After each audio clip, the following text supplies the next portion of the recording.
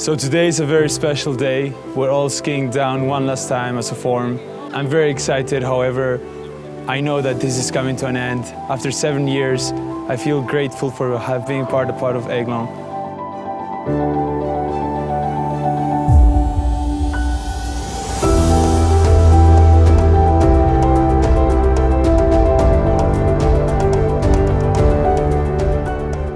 On one hand, I'm excited to leave and go to uni, but on the other hand, I'm really gonna miss all the memories I've had over the past 6 years.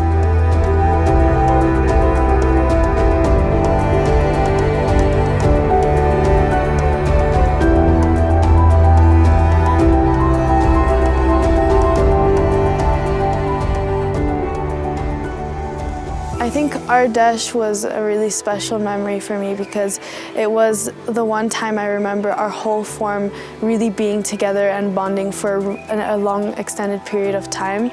And that's the thing I'm going to miss the most. I'm going to miss being able to be within a small community on a daily basis, and that's really where I felt it the most, just being around my friends for the longest period of time.